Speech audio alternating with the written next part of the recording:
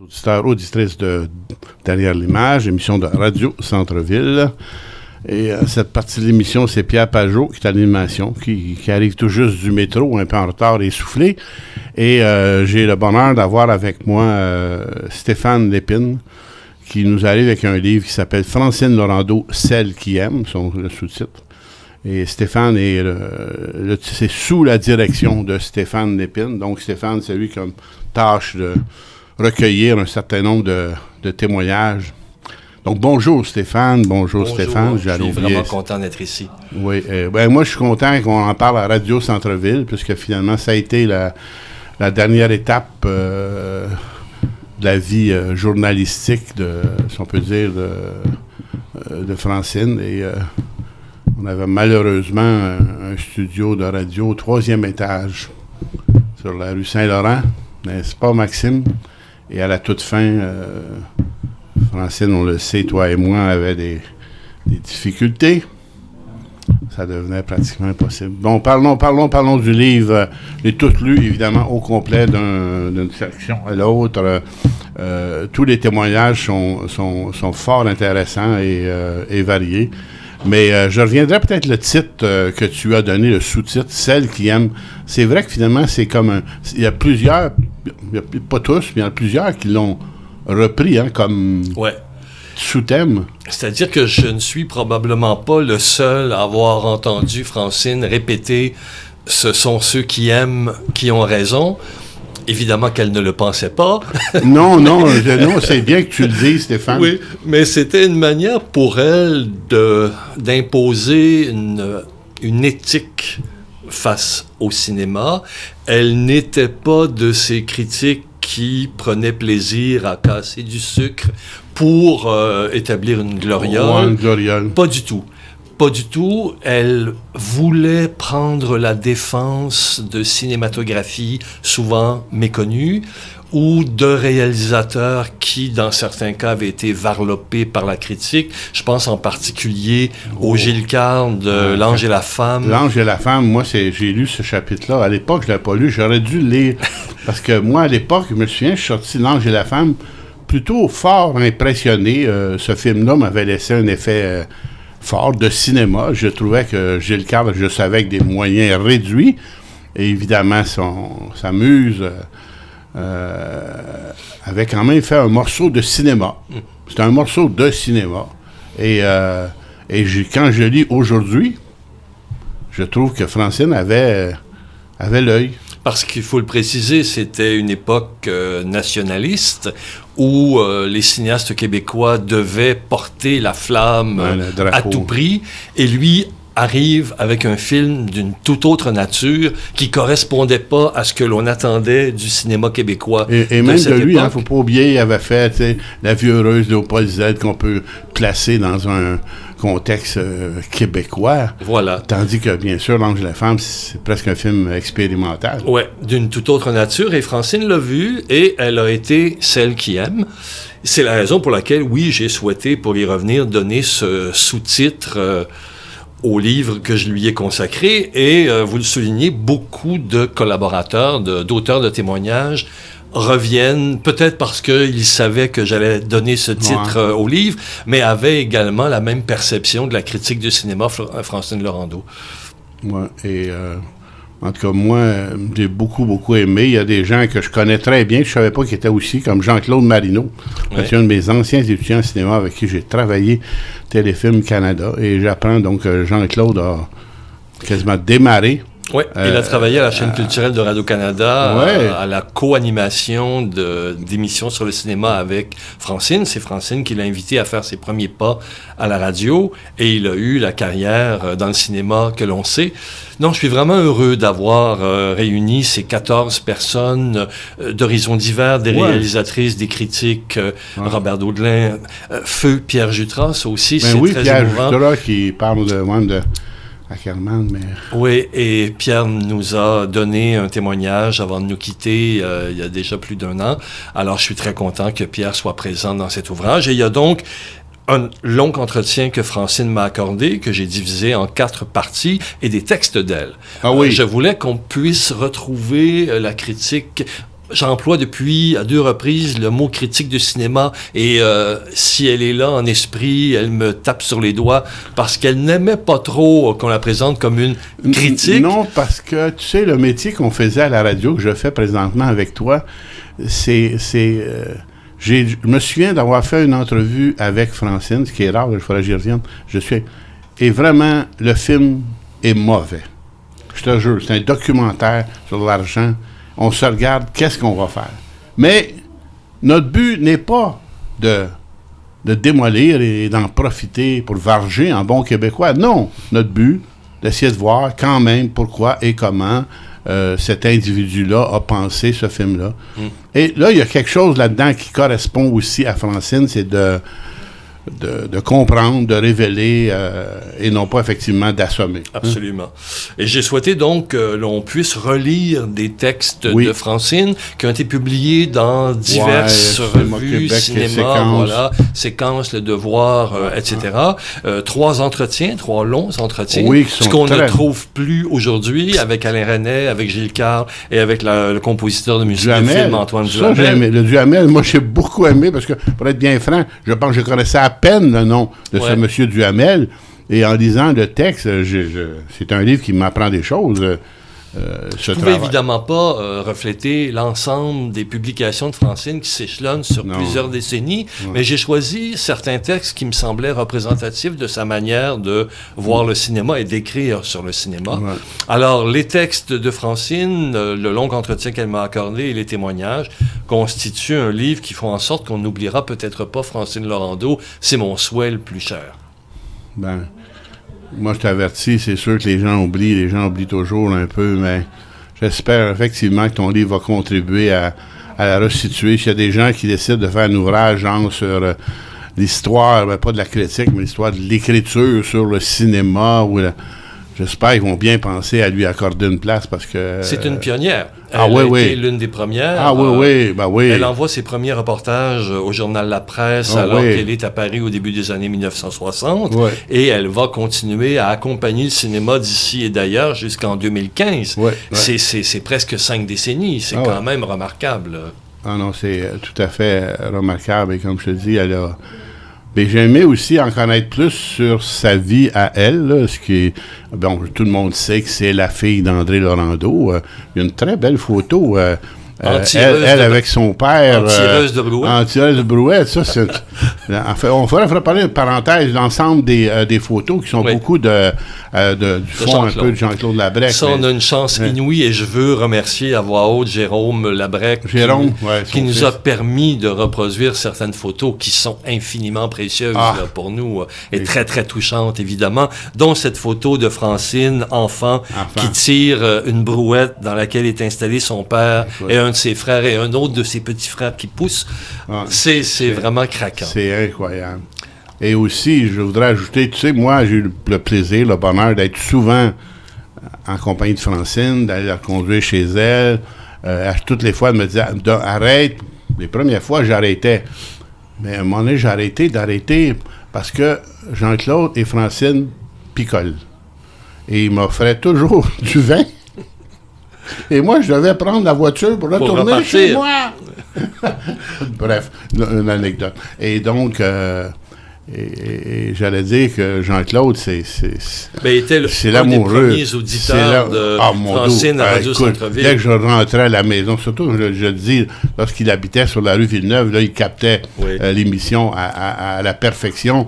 Sur le côte Sainte-Matrine, il s'est moqué un peu de Radio Centre-Ville. Il trouvait que ça se rendait pas très bien. Mais j'allais dire, c'est un amoureux. Écoute, moi, j'ai un souvenir. Il prend une photo, c'est Francine en 58, là. Et je vois son doigt, il pointe son doigt sur le visage, puis il dit « Regarde comme elle est belle. » Hey, moi, j'écoutais un jeune amoureux de 15 ans qui me parle de sa blonde de 15 ans. C'était, je le dis, je le raconte, j'en suis encore un peu ému.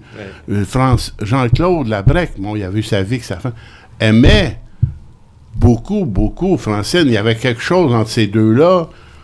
Je peux pas... et c'est bien qu'il y ait un ensemble, je le raccorde, un ensemble de photos qui, justement, puisaient au fond de Jean-Claude puis qui viennent étayer D'ailleurs, vous êtes bien placé pour le savoir. Dans les entretiens que Francine Laurando menait avec les réalisateurs, elle ne manquait jamais de souligner quel dialogue ces réalisateurs avaient avec les directeurs photo. Ça, c'était... Il faut savoir que Francine, au début, j'ai fait plusieurs entrevues avec elle, puis à un moment, j'ai fini par comprendre qu'en fait, elle, Radio-Canadienne, elle préférait faire ces choses seule.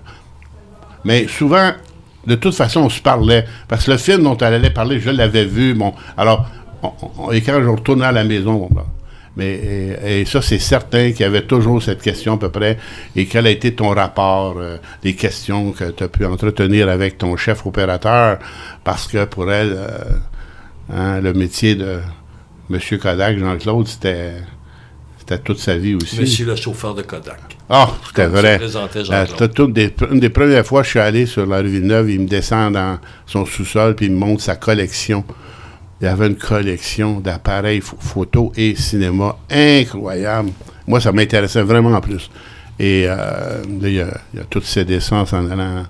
Et bref, on s'écarte peut-être un peu, mais pas tant que ça, parce que Jean-Claude, parler de Francine, pour moi, là, ce que j'ai connu, moi, il faut que Jean-Claude soit là quelque part. Il faut qu'il soit mentionné, il faut qu'il y ait les photos, parce que, je ne sais pas, là, je ne suis pas dans l'âme, le cœur de Francine, mais c'est certain qu'il y a eu entre ces deux-là une forme de complicité, oui. Sur des décennies. Et c'est bien la raison pour laquelle je redis à quel point je suis heureux qu'il y ait tant de photos de Jean-Claude dans le livre. Des photos d'elle à plusieurs âges de sa vie d'ailleurs, que Jean-Claude n'a pas toutes prises, mais Jean-Claude en a pris plusieurs. Oui, plusieurs. Ouais. Et je reviens aussi au point de départ. J'ai aimé connaître un peu sa vie. Je me doutais bien. Donc, elle est née à Paris, mais ensuite elle est revenue. Puis évidemment, en 1960, j'étais jaloux et tout. Être à Paris en 1960. Oui, partir pour Paris en pleine nouvelle vague. Hey, là, imagine, là, tous les semaines, là, il y a un dernier Truffaut, un dernier Godard, il y a... Oui, Antonioni, dont elle parle longuement. Aussi, oui, même toute l'histoire du film Éclipse, d'une histoire d'amour, bref. Et donc, j'allais dire, elle est en plein cœur d'un tourbillon de culture générale, mais cinématographique. Et elle couvre son premier festival de Cannes en 1963, l'année du Guépard, qui aura l'importance que l'on sait dans l'histoire du cinéma et dans l'histoire de la cinéphilie de Francine. Oui. Et le Guépard, c'est un grand film. Et elle était chanceuse parce qu'évidemment, on en parlait un peu, parce que moi, après, dans les dernières années, moi, j'allais à Cannes. Je suis allé à Cannes 15 ans à peu près. Mais moi, j'y allais, elle n'y allait pas. Mais on en parlait. Et c'était tellement différent parce qu'évidemment, elle, à son époque, écoute, elle pouvait demander une rencontre avec un réalisateur et l'obtenir facilement. Nous, fallait être un gros média, puis, ou alors il nous proposait ce qu'il appelait des junkets. J'en ai fait un ou deux, là. C'est des 4-5 journalistes pour tu as une question à toutes les... Ce que j'ai fait 2 fois, puis ça m'a pas trop intéressé.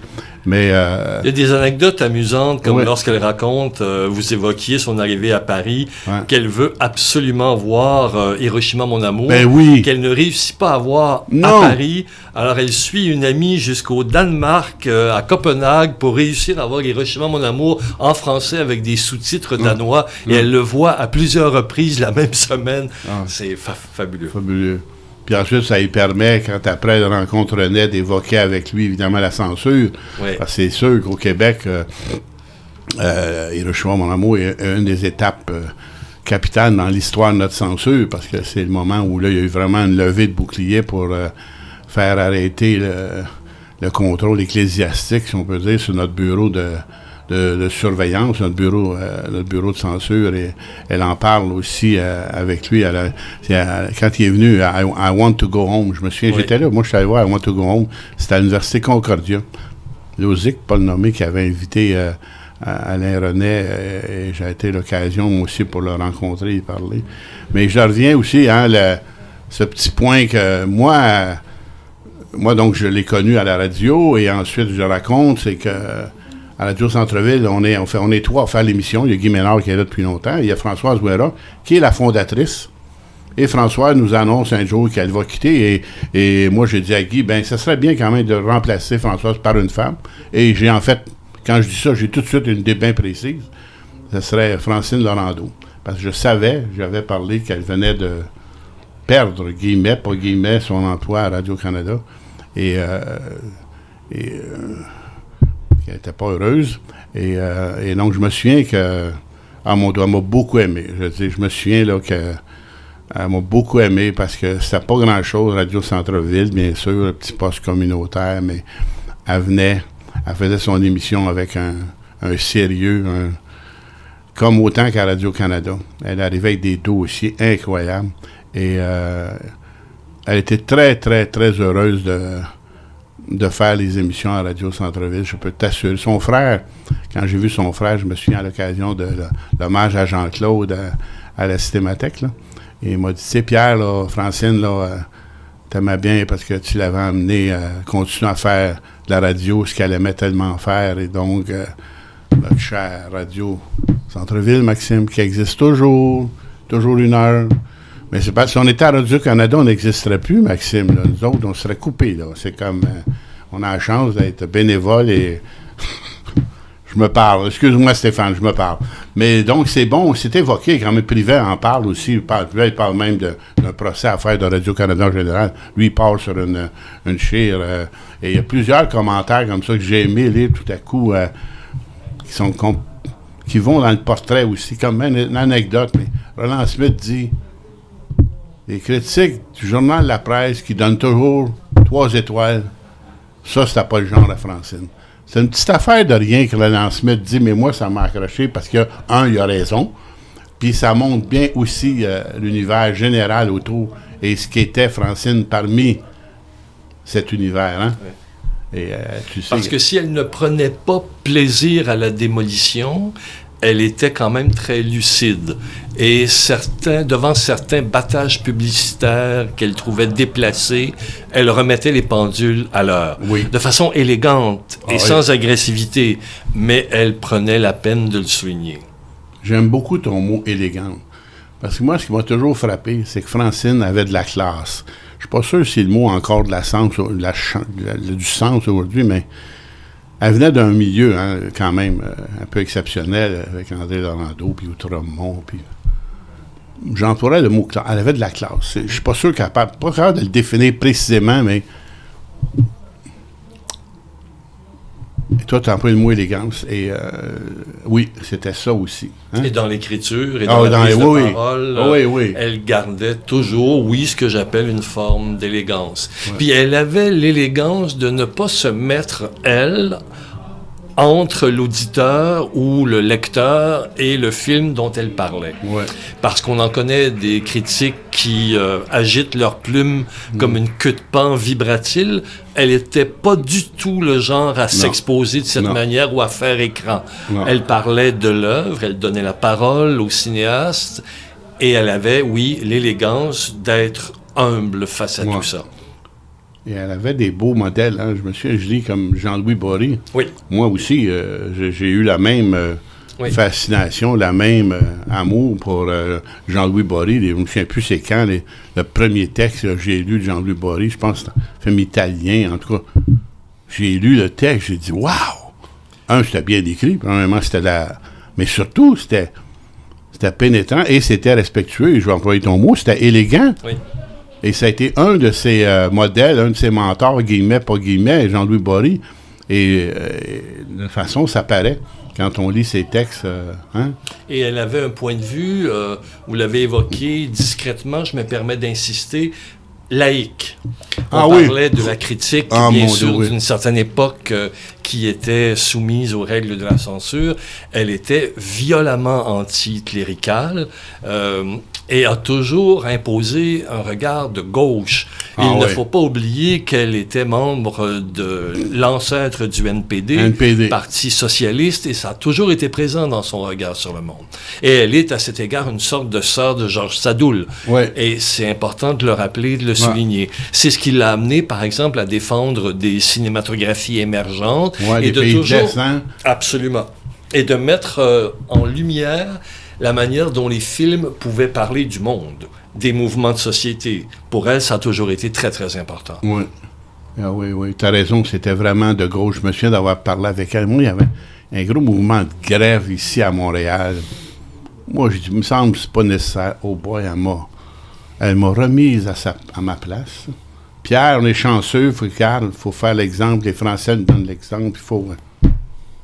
Ah oui, Francine pouvait aussi avoir son tonus politique, mais comme tu dis, pas pour l'imposer, juste qu'elle l'offre profondément dans son cœur et dans son âme. Bon, on fait signe que le temps achève. Stéphane, en tout cas, j'aurais dit ici, chers auditeurs, nous parlons avec Stéphane Lépine, qui est le coordonnateur d'un ouvrage consacré à Francine Laurando. Je rappelle, Francine Laurando a été critique de cinéma à la fois Radio-Canada, beaucoup, et elle a écrit en nombreuses publications, Cinéma Québec, Séquences, etc. Devoir. Le Devoir, bien sûr, Le Devoir. Et et Stéphane a trouvé le moyen effectivement de mettre ensemble une série de regards à peu près convergents quand même sur Francine pour lui donner, faire reconnaître l'importance qu'elle a eue. C'est bien cela, Stéphane? Ben, merci beaucoup de l'invitation. Merci, Stéphane Lépine. Alors donc, c'était tout pour C'était au centre-ville aujourd'hui.